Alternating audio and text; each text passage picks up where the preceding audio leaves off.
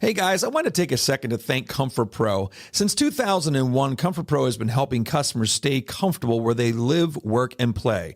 They stand behind their work with a 100% customer satisfaction guarantee. They have 24/7 emergency service, and if you mention the show, you receive a free watchdog maintenance plan for 1 year. Call Comfort Pro at 484-917-1803. 484-917-1803. That's Comfort Pro. This is going to be a good one, Hugo.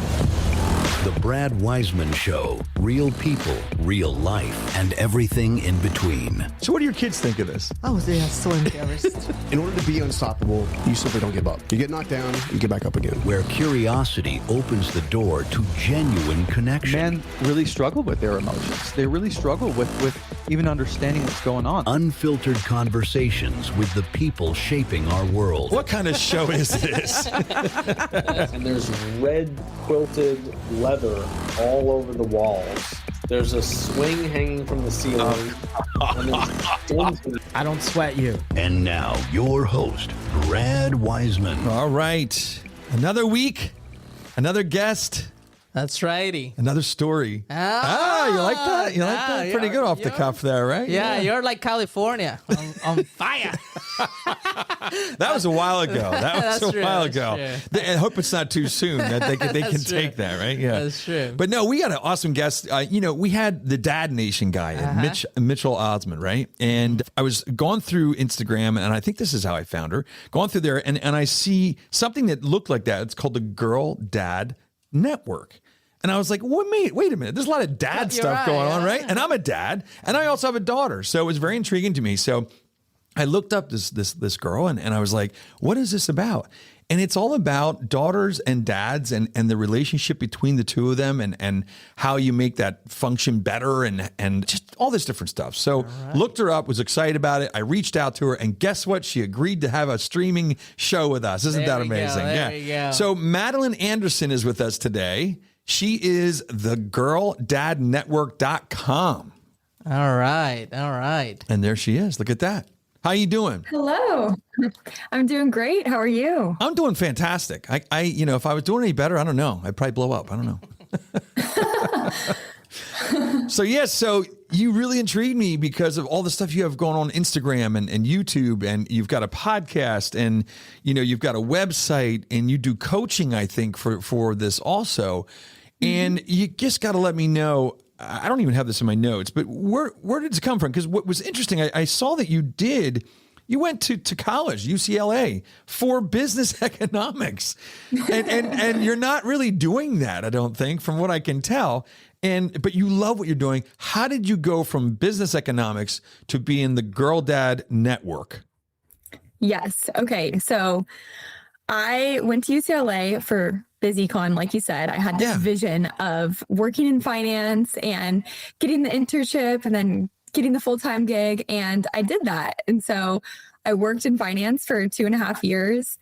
I liked it, but I liked the people and the social element and my team and the company.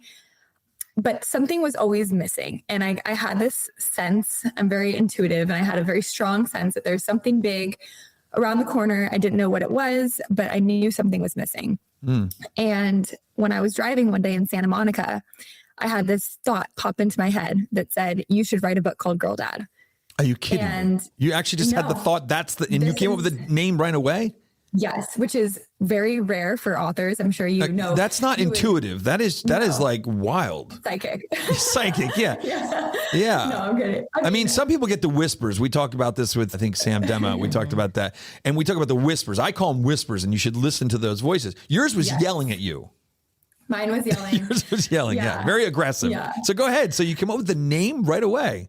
Right, which is so for typically for authors, you have this idea for a book, you write the book, and then you kind of base the name off of whatever themes come up or the way that the book goes. But for this, it was like very clear to me. No, this is the title of your book. And the next thought I had was call Dad. And so I called my dad and I said, hey, I just had this random thought. I wasn't even thinking about work or what I should do with my life or anything like that.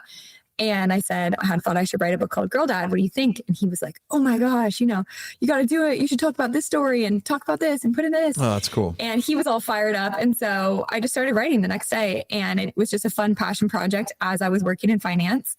And after COVID hit and I was running analyses in my bedroom, I was like, this is not for me. I actually got shingles. I was 22 years old and I was so stressed and so out of alignment with like my values. And I just needed a change. And so I had already been writing this book for a while, and it just kind of was the perfect time to shift careers and go a more creative route. And it's been the biggest blessing. I feel so much more in my flow state, and it's been wonderful. And so that's kind of the story of switching from finance to author and now having a podcast, Girl Dad, the podcast, which was another just kind of natural transition there. But the story of, why I maybe was even called to this in the first place was I have a wonderful dad and I have 2 younger sisters. So he is a, 3 God bless him. Dad. And you're the oldest, right? Seriously. You're the oldest. Yeah. Mm-hmm. I read that today because I was thinking maybe you were the baby.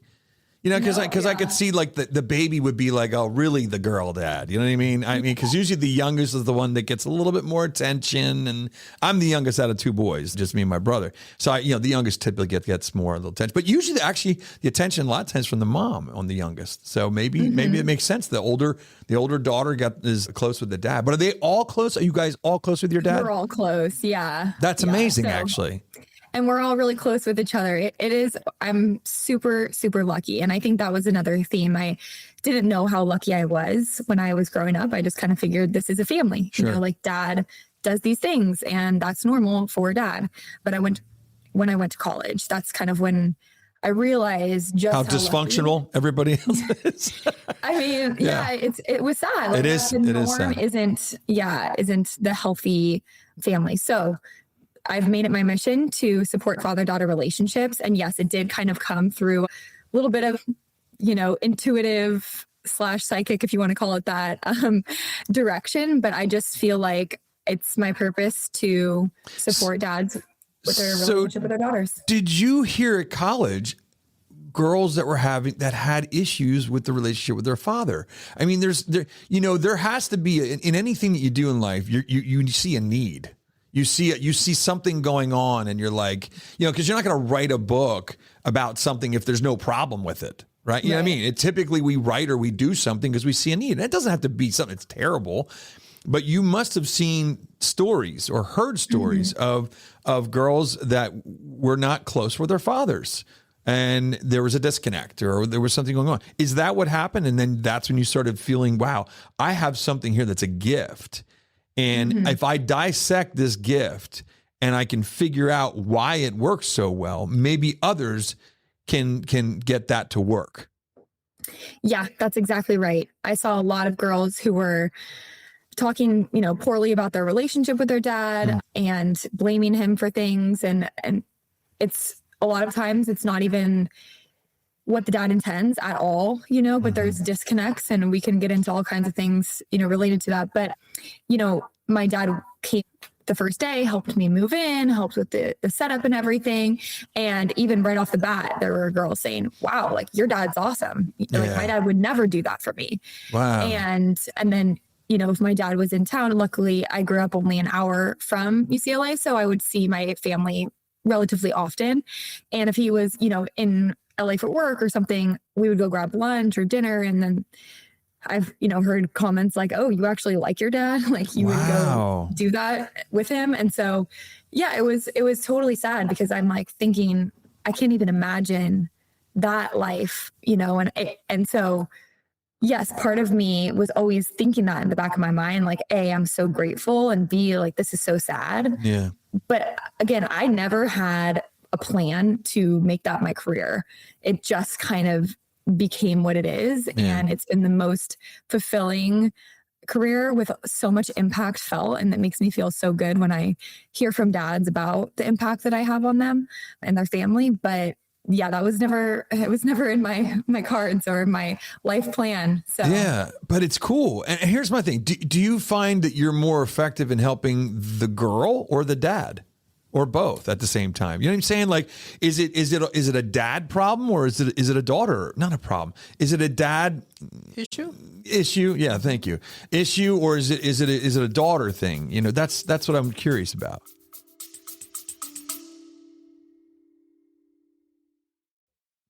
Hey guys, if you're looking to buy or sell a house in Berks County or beyond, let me know. This is Brad Weisman from The Brad Weisman Show. You probably know I'm also a realtor, but I wanted to remind you, if you have any questions or you need anything, please give me a call, 484-256-5836. Thanks. Yeah, I mean, I think it's dynamic. It's both. It has to be, right? It's a relationship. Takes two. So I don't think it's a dad problem or a daughter problem. I think it's a translation issue. Oh, I think it's really a male, female. Different language. Almost like a different language. Different language. Yeah. Yeah. And it's I really get that. hard for dads to understand their daughters. Yeah, I get that. It's you know, boy, we're going to be gone here for a while because we haven't even hit anything yet. I didn't even say the first quote that I wanted to say in here, but because and I had this feeling because I have a daughter and she's going to be 14, you know, this week, and it's tough. It's a little easier. I'm from 2 boys. My dad's from 4 boys. Okay, now my mom obviously had like a sister and brother, but she wasn't really close. Well, she's close with her family now, but it's just different. And I think what it is we didn't have girls around. Mm-hmm. I just didn't. It wasn't, you know, my brother had 2 boys, you know, so I was the first one to have a girl. So we're all sitting there going, what do you do with this thing? You know what I mean? It's like, whoa, this is, you know, but it's great, but I love it. I truly love it. There's nothing like the sweetheart of a daughter. You know, I mean, I call her Pumpkinhead. That's my my word for her. I don't know where that came from. It just started, and it's the way it's always been. But yeah, so I kind of struggle too. And how do you get close? How do you have the same relationship that maybe you have with a son or something like that? It's not easy. Yeah, I think for a lot of men, it's not intuitive because a lot of men and women treat the opposite gender the way that they would like to be treated or what they value. And we have different values and we have different core needs and we have different methods of communication. And that's the biggest one really between fathers and daughters is kind of how we communicate. And that's why when you ask the question, am I helping the dads or the daughters? I mean, I'm helping the dads understand their daughters so that they can communicate and connect better with them. And so therefore I am helping the daughters because it's her relationship too, but I go through the dads and really I like to be that kind of translator between dads and daughters. And that's why I'm not a dad. I'm not branding myself as a dad. No. Well, that's good. That would be a whole different show.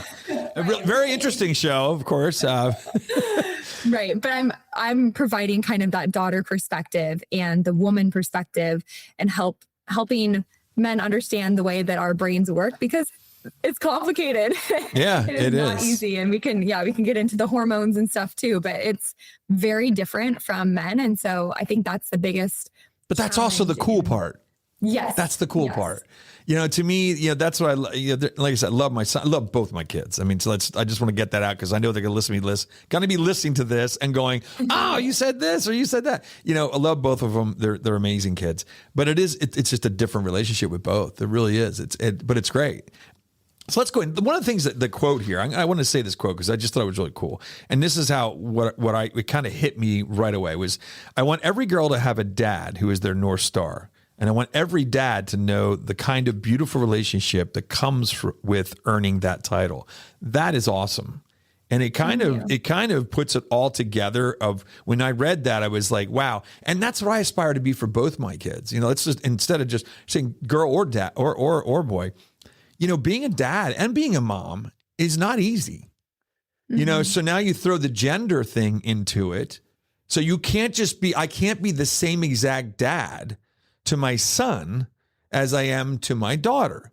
It is because they're and it's the same way. Actually, if you had 2 daughters or 3 daughters, I'm sure your dad will tell you he has to be different with all 3 of you because you each have a different personality. So there's not only just it's the personality, then there's the gender, and then there's the age. The ages changes things a little bit dynamic because my son's 11 and my daughter's 14, so we're at different stages there.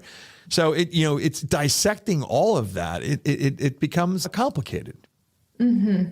And now, what if somebody says to you, well, if they say I have 3 daughters, and what if they get along with 2 of them, but not one of them? Yeah, I think that's actually really common. Yeah, I would think.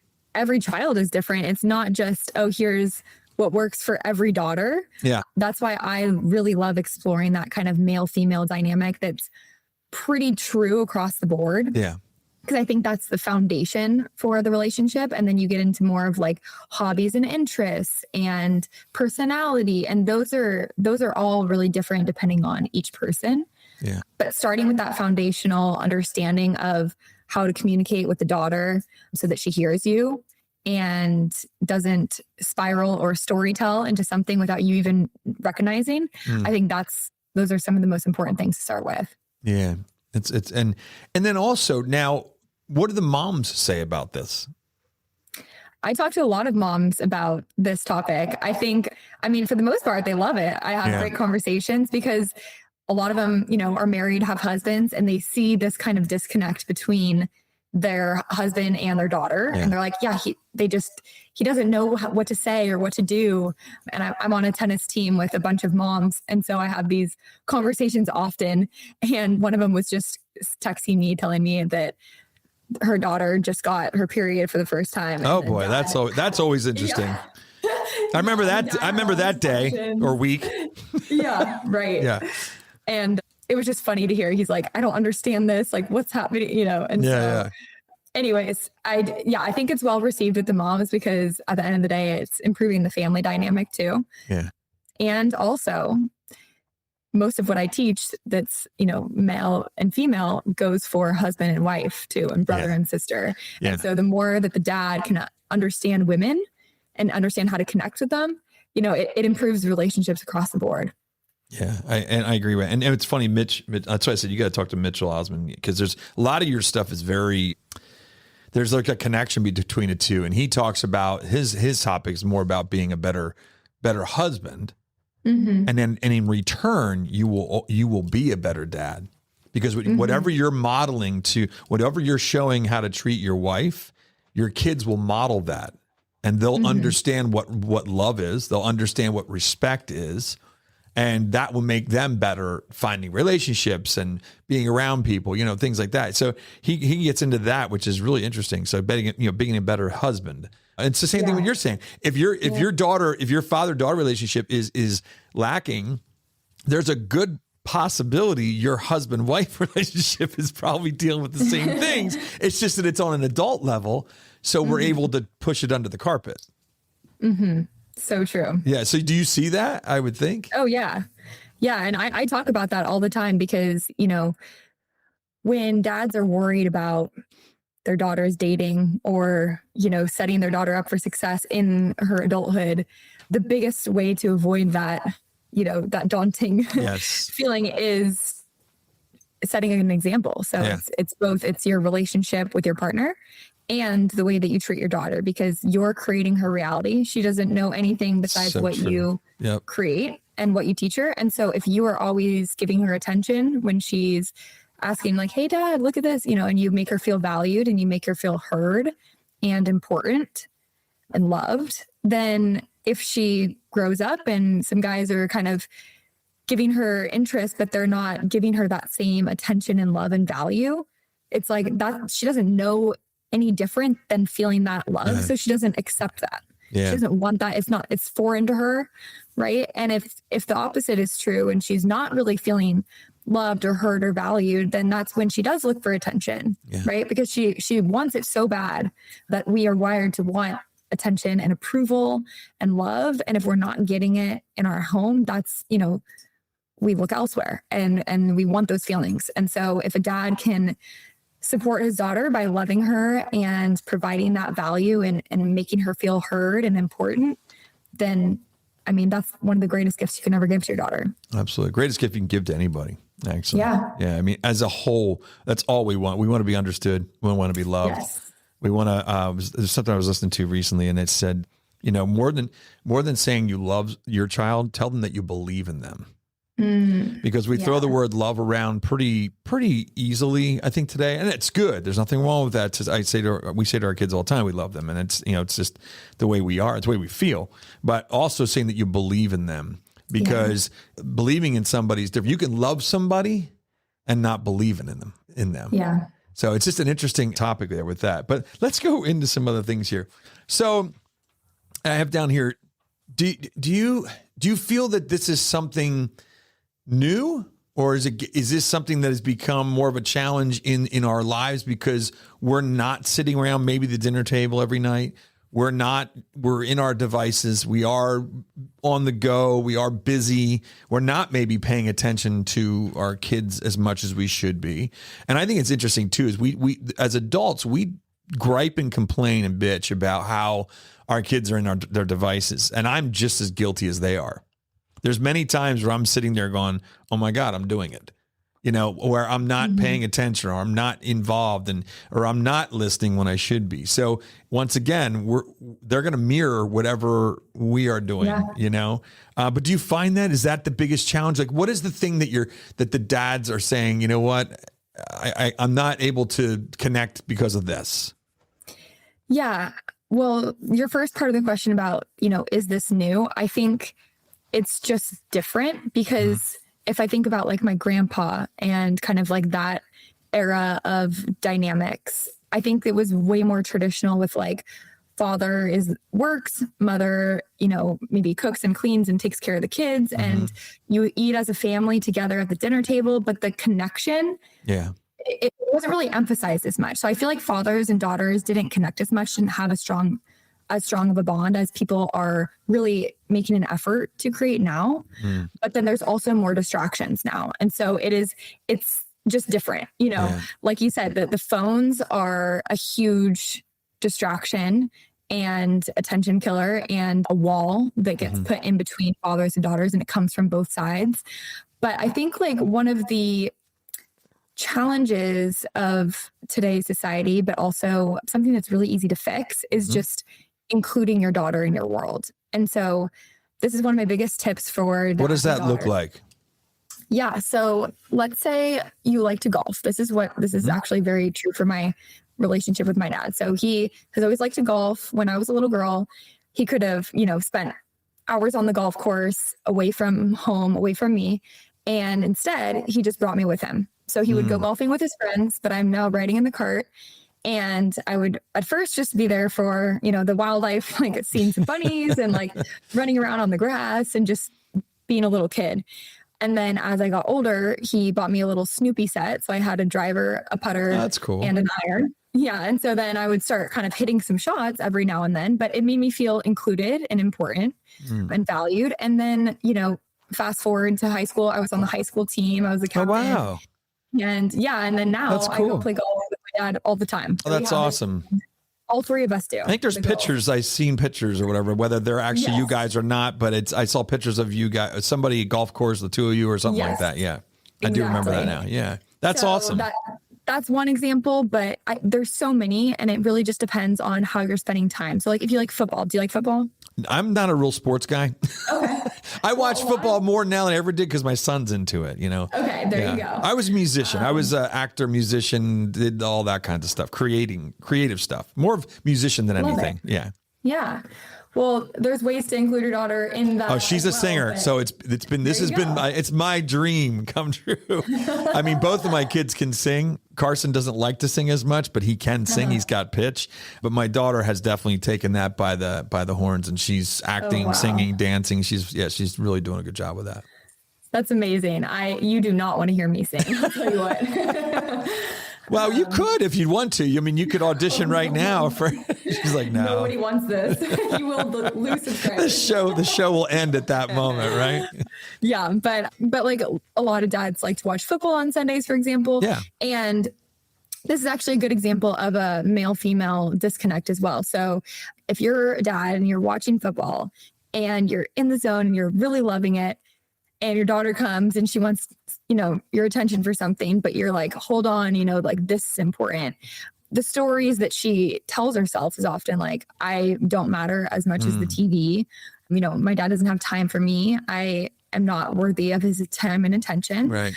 But the minute that you include your daughter in your world, that shatters all those narratives. So if football Sunday, every morning you ask your daughter, hey, you want to watch football with me today? Even if she says no, Yeah. this story of her not being wanted, now she's included. Right. Because she can't say that story or tell that story in her head if you were invited.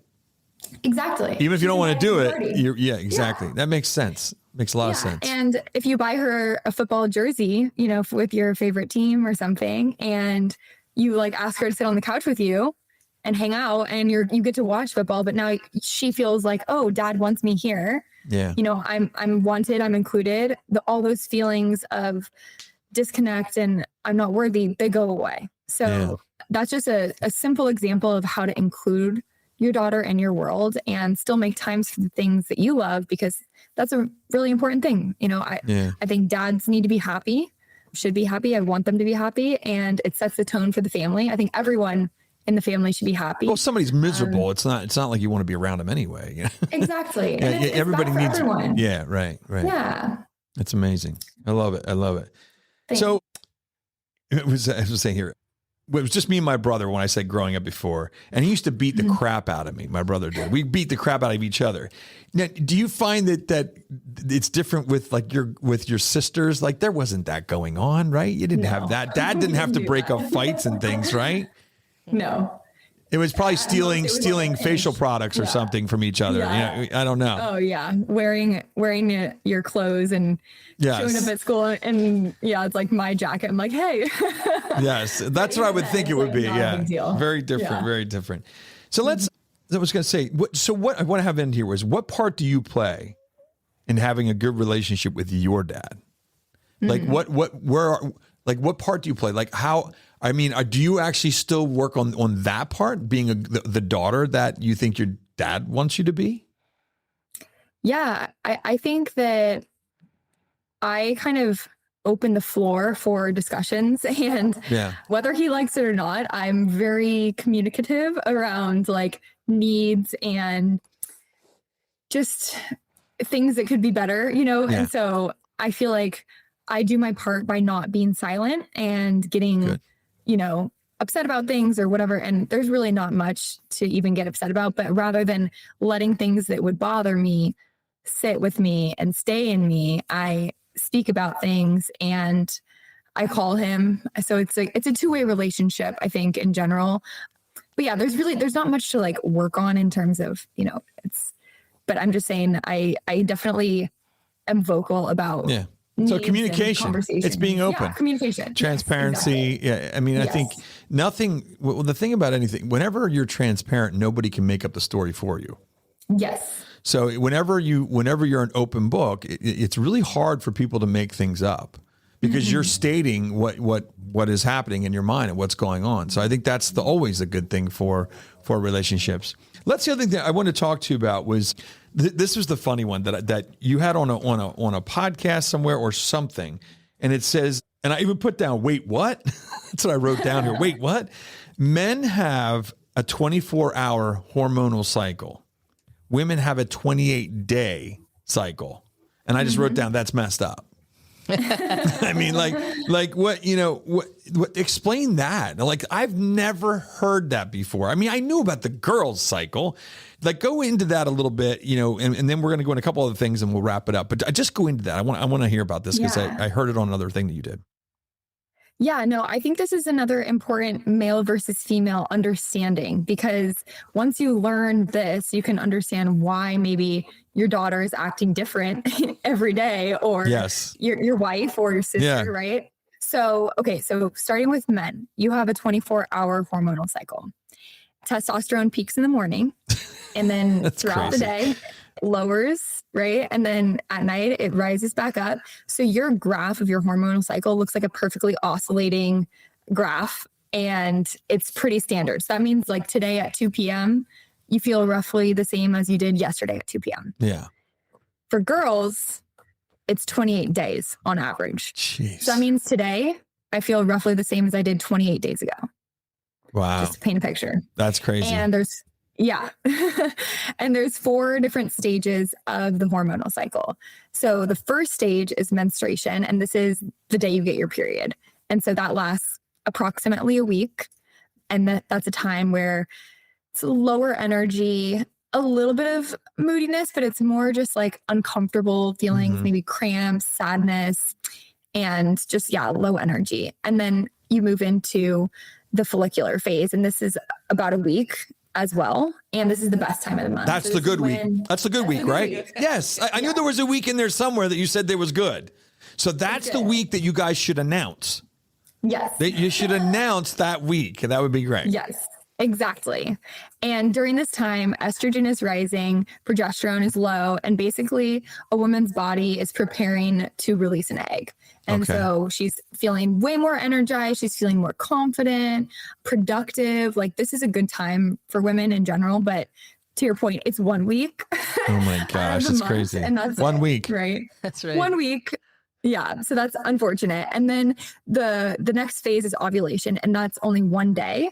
And so that's where the egg is actually released. It's still a good time for women, but again, it's 1 day. So it's almost just part of that week. I think I learned this in 9th grade, actually, if I remember correctly. Maybe, yeah, during like health class. Yeah, that's it. And then they just say, forget about this because you're not a woman. So so exactly. then what goes on after that? Is there another phase yet? Yes. So then after you release the egg, so that's ovulation, assuming it's not fertilized, then that's a whole different world then. Yeah, that's a whole other world. The hormones really different. Yes, yes. Progesterone rises, and this is the luteal phase, and it lasts about 2 weeks. The luteal phase is the worst time for women, and a lot like it kind of depends on the woman, but there'll be a really bad time either like a week before she gets her period or a few days before, and that's PMS. So it's premenstrual syndrome. So that's when she's acting kind of crazy or like just you're like, whoa, relax. Right, right.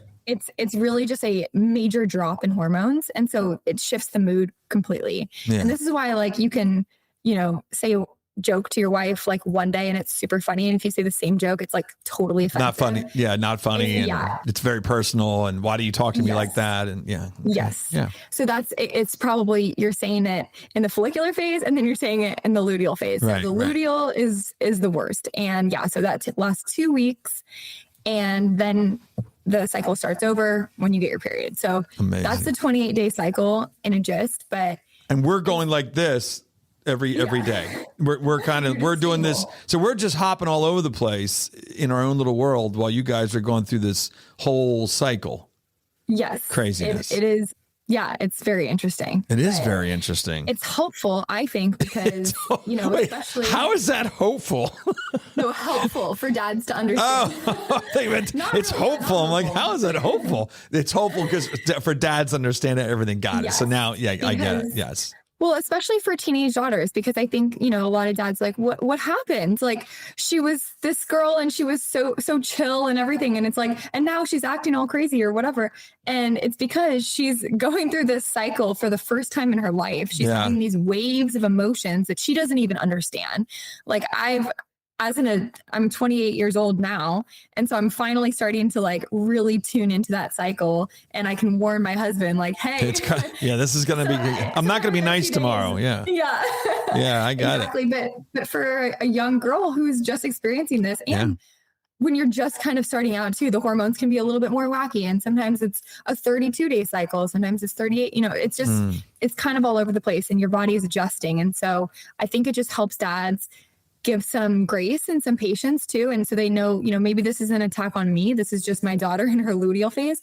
And then it also allows them to not, pour gasoline on the fire. It's like pause and realize, hey, this has nothing to do with me.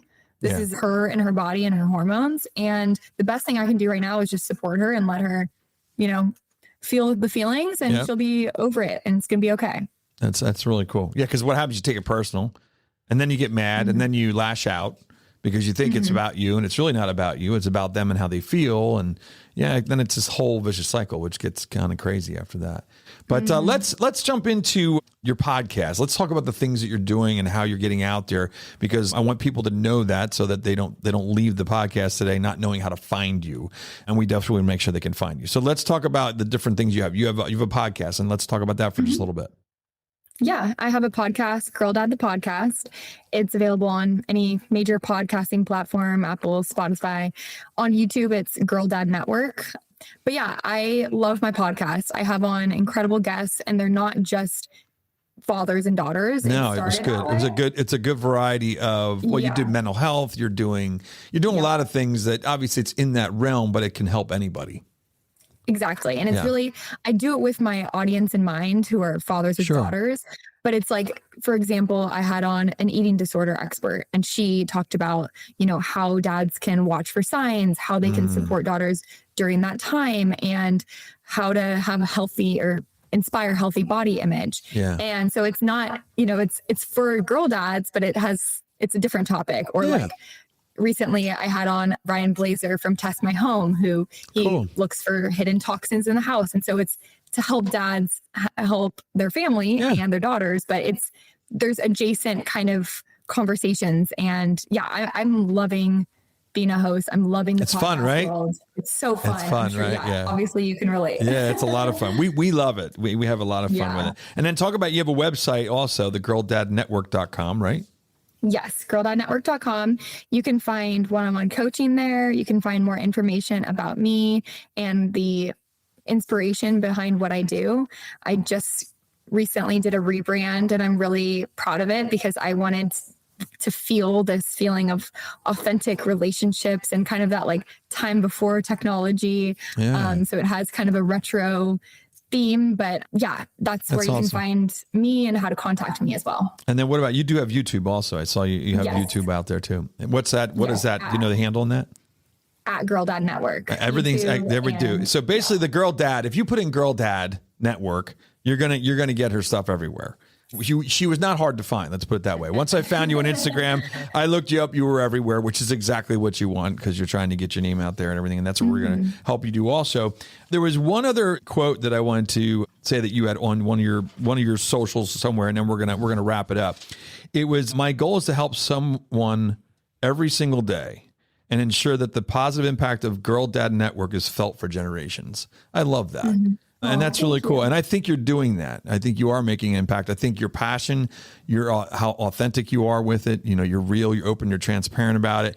It's not like you have an agenda or anything like that. And that's really cool. And I want to thank you for coming on the show. We always love having great guests like you on here. And I wish you the very best with whatever you're doing here. Okay.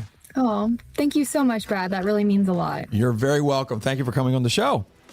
Thank you for having me. All right, there we go. All right, everybody. Madeline Anderson, girldadnetwork.com. You will find her pretty much everywhere if you look up her name. If you have, and here's something too. It doesn't have to be that you have a terrible relationship with your daughter or your daughter has a terrible relationship with you. It could be just like taking it from 7 to 10 or 5 to 10. It doesn't mean nurturing. Nurturing and getting better. I think sometimes when we think we need to work on things, it makes it seem like that we're terrible at it. That's not what it is. It's getting better at it. So that's what I think it's about. And that's what you can find out with Madeline Anderson. Check her out. Also her book, Girl Dad. All right, that's about it. Thanks for coming here every Thursday at 7 p.m. We'll see you next week.